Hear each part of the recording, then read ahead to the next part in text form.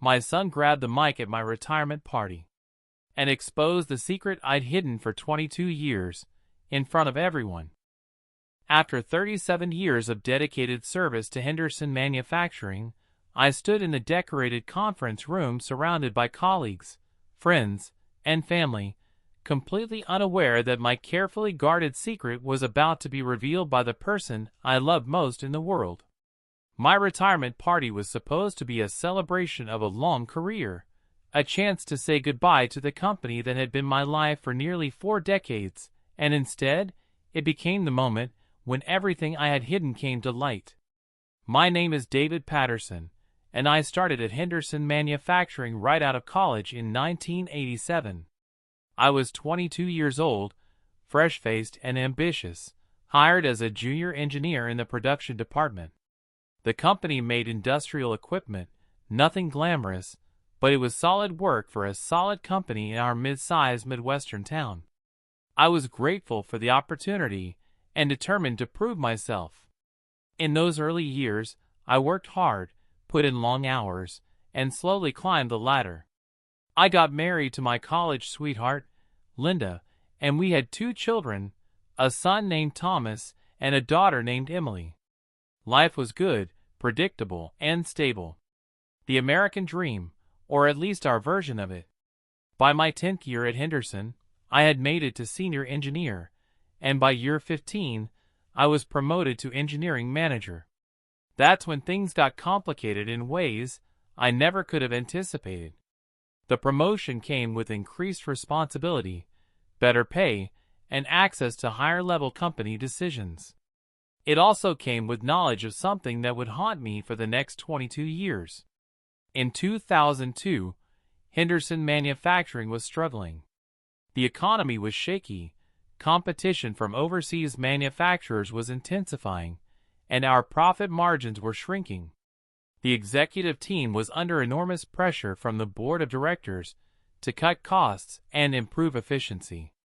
I was brought into meetings I had never been part of before, strategic planning sessions where difficult decisions were being made. That's when I learned about the plan to close our main production facility and move manufacturing to Mexico. It would eliminate over 200 jobs in our community, but it would save the company millions of dollars annually. The decision had already been made at the highest levels, but it was being kept secret from the workforce and the community. The plan was to make the announcement 6 months down the line, after the new facility in Mexico was ready to begin operations. I was horrified.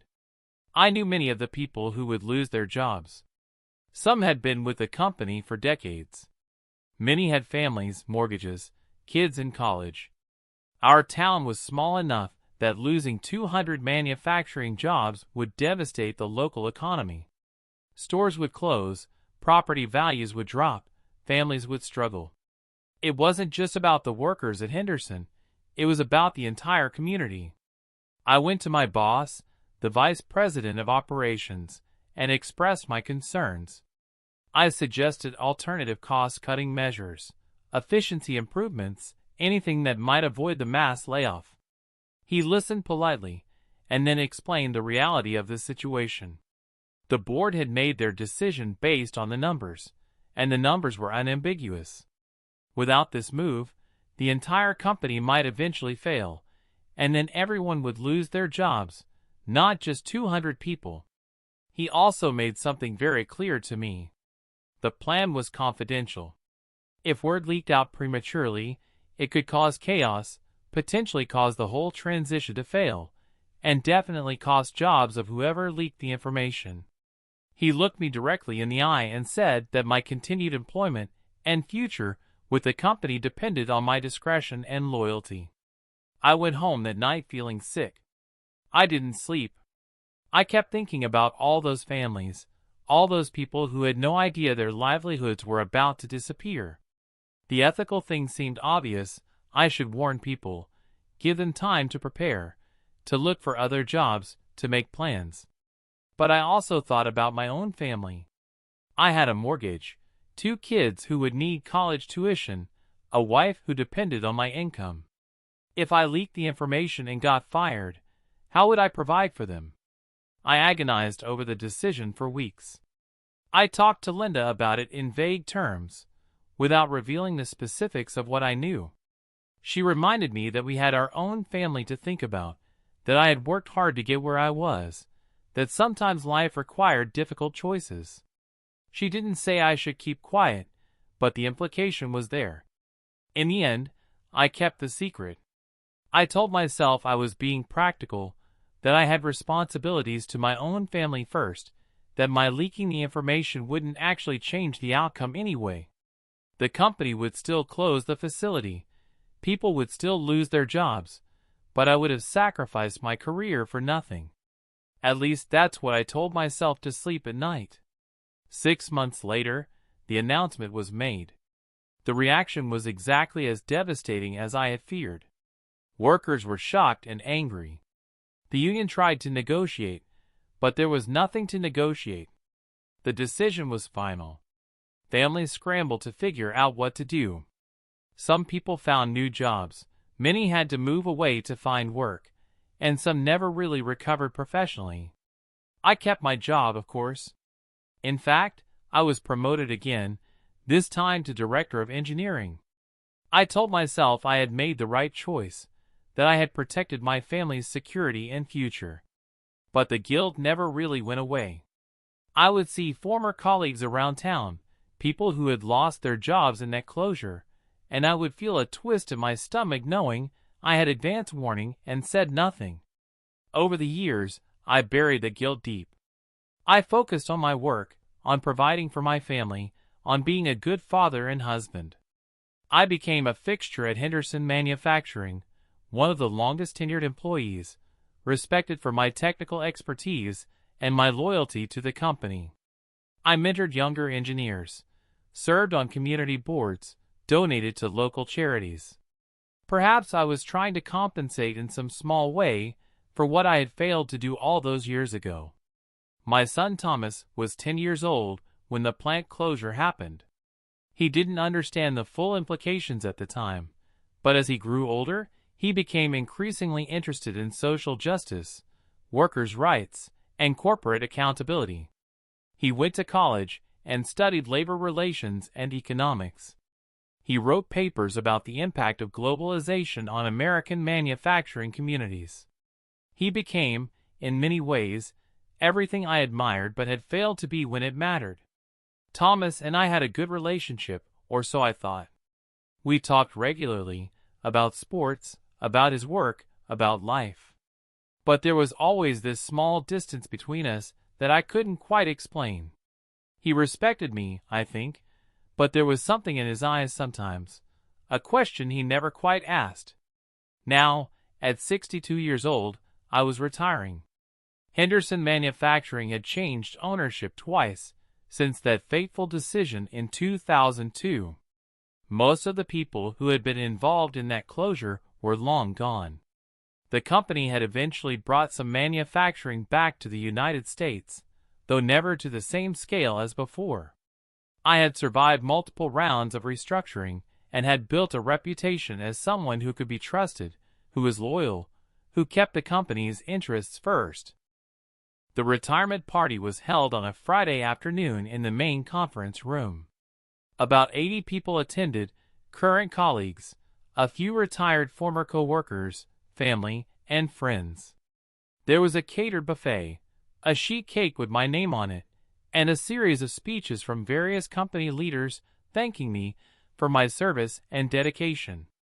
The CEO, a man who had only been with the company for 5 years, gave a nice speech about my contributions and my exemplary career. My wife Linda spoke, telling embarrassing stories about my workaholic tendencies and how I used to come home with grease stains on my shirt from the production floor.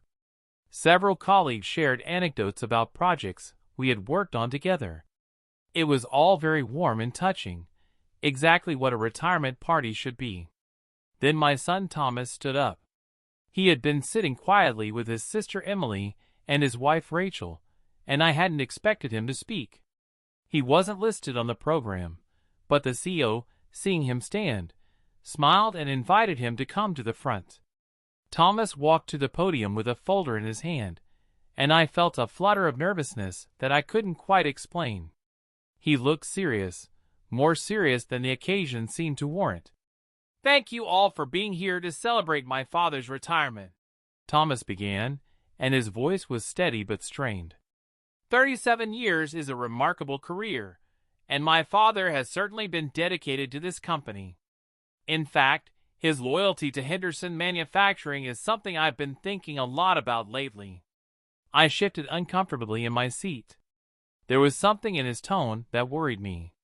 "A few months ago," Thomas continued, "I was doing research for a book I'm writing about the impact of manufacturing closures on small American towns.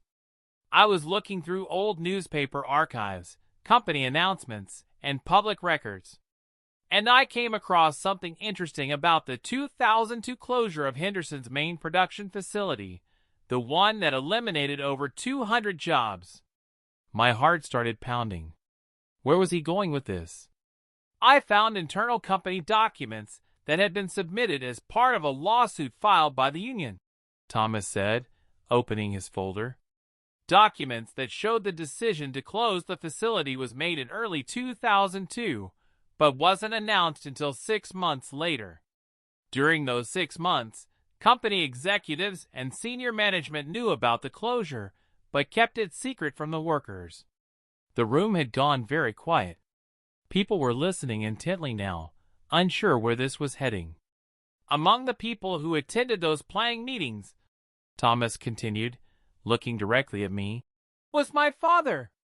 He knew 6 months in advance that 200 of his colleagues were going to lose their jobs, and he said nothing."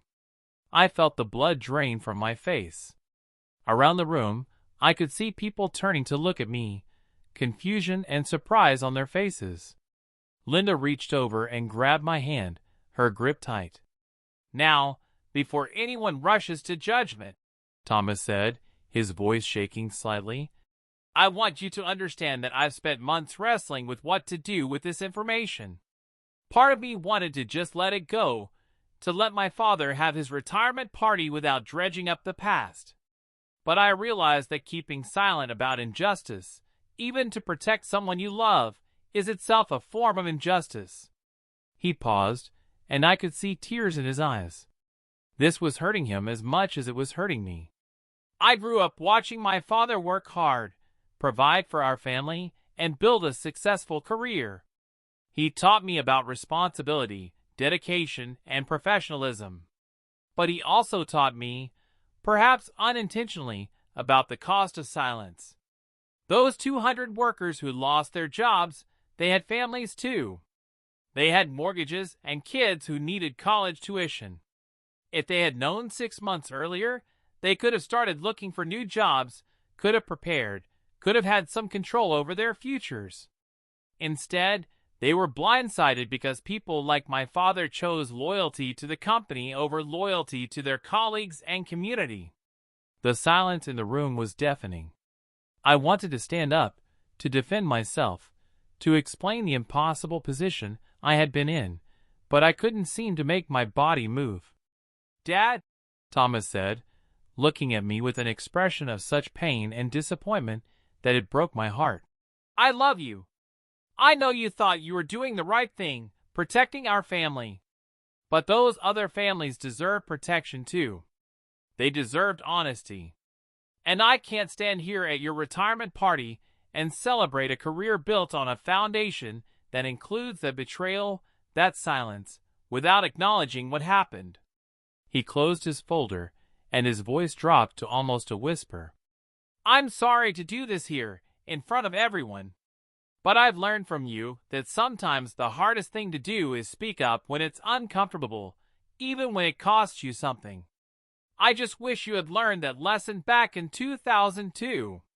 Thomas stepped away from the podium and walked out of the room. His wife Rachel quickly followed, and after a moment of hesitation, so did his sister Emily. The room remained silent, everyone frozen, unsure how to react.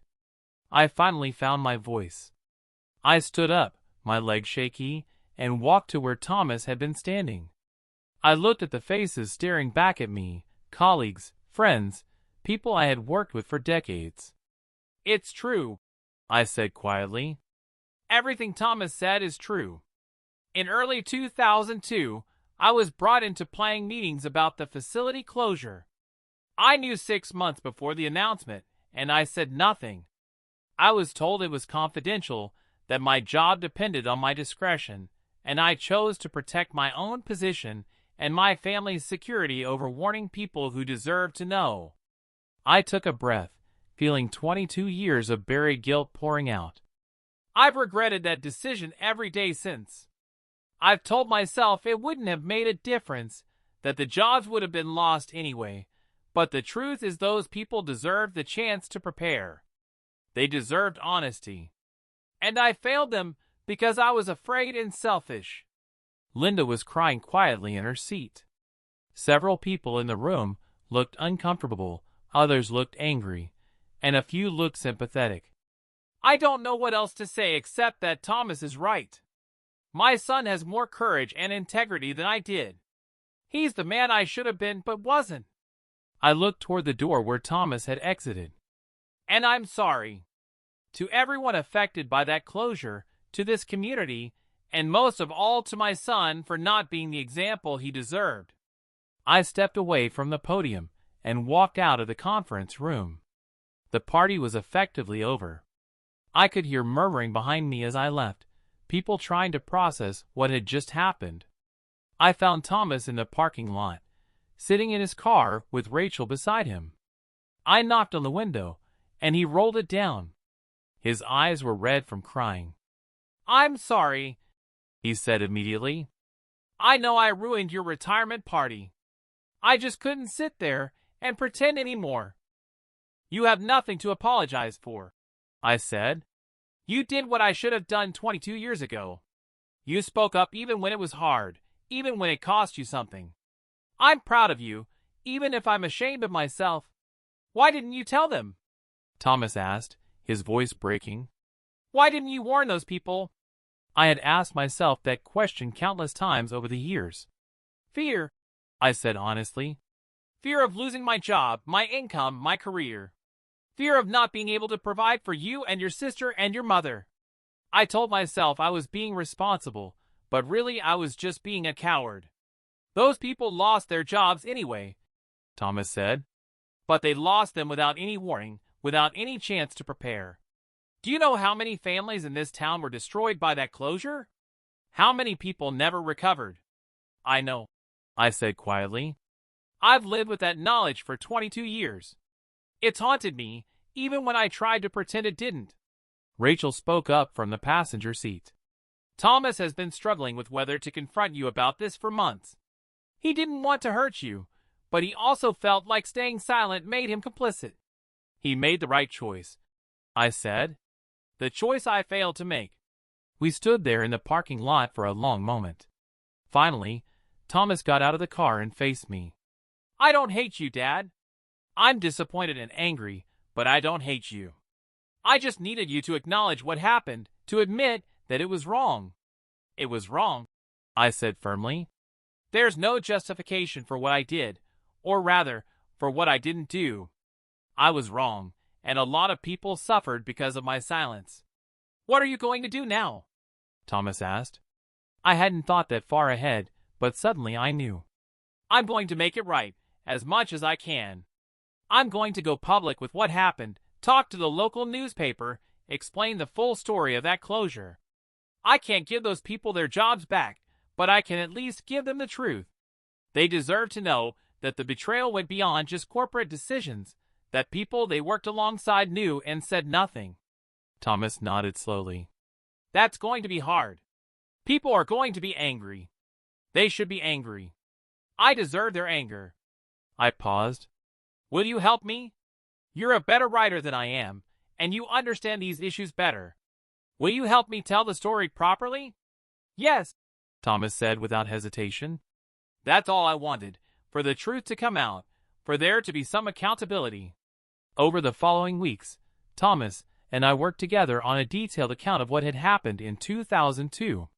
We compiled the documents he had found, my personal testimony about the meetings and decisions, and the context of what was happening at Henderson Manufacturing at that time. We reached out to some of the workers who had been laid off, asking if they wanted to share their stories. The response was mixed. Some people were angry, refusing to talk to me or even acknowledge my attempts to reach out. Others were surprisingly forgiving, saying they understood the position I had been in, even if they disagreed with my choice. A few thanked me for finally telling the truth, even if it was 2 decades too late. We published the full account in the local newspaper, and it created quite a stir in our community. There were heated discussions on social media, letters to the editor both condemning and defending me, and a general reckoning with what had happened during that difficult time in our town's history. Henderson Manufacturing's current leadership issued a statement acknowledging the historical events and committing to more transparent communication with employees. It wasn't much, but it was something.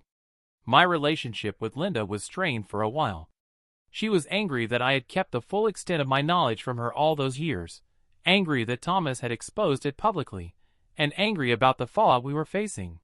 But eventually, she came to understand why both Thomas and I had done what we did.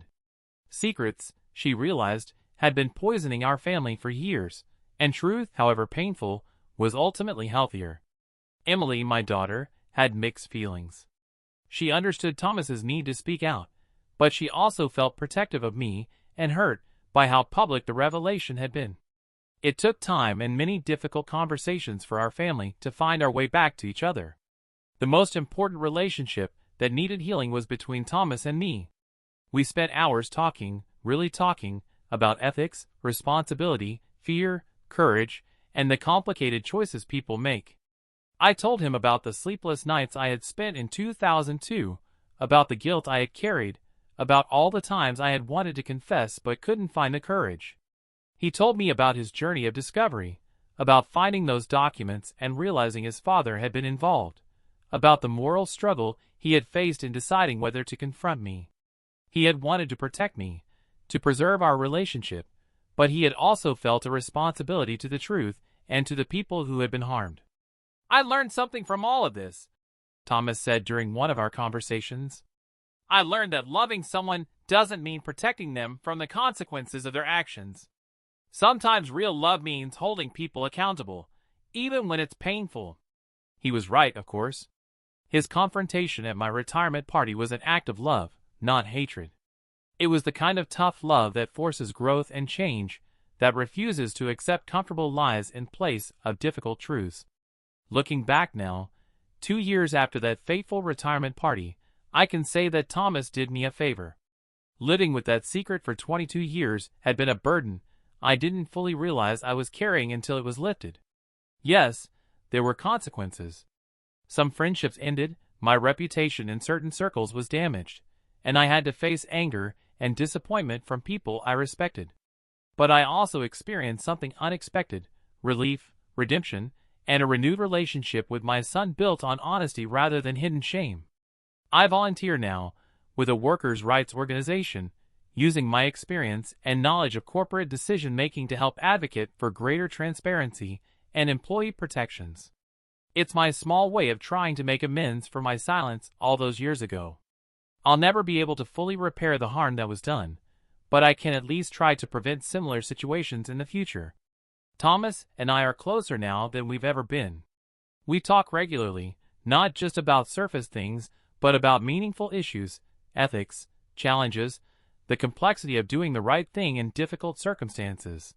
He's writing his book about manufacturing closures, and I've contributed a chapter about my experience, a cautionary tale about the cost of corporate loyalty and the importance of moral courage. My retirement didn't end up being the celebration I had imagined. Instead, it became a reckoning, a moment of truth that was long overdue. Thomas stood up at my retirement party and exposed a secret I had kept for years, and in doing so, he gave me something far more valuable than a gold watch or a plaque thanking me for my service. He gave me the opportunity for honesty, accountability, and ultimately redemption. I'm grateful to my son for his courage, even though it came at a cost to both of us. He taught me that it's never too late to tell the truth, to acknowledge wrongdoing, and to try to make things right. The years I spent in silence didn't protect me or my family, they just delayed the inevitable confrontation with my own moral failure. If I could go back to 2002, I would make a different choice. I would find the courage to warn those workers, even at the cost of my own job. But I can't change the past. All I can do is be honest about it, accept responsibility for my failures, and try to be the person my son believed I could be, the person I should have been all along. That retirement party was supposed to mark the end of my career. Instead, it marked the beginning of a different kind of work, the hard work of truth-telling, accountability, and attempting to live with integrity even when it's uncomfortable. It's not the retirement I planned, but it's the one I needed. And I have my son to thank for that, even if his gift came wrapped in the most uncomfortable package imaginable.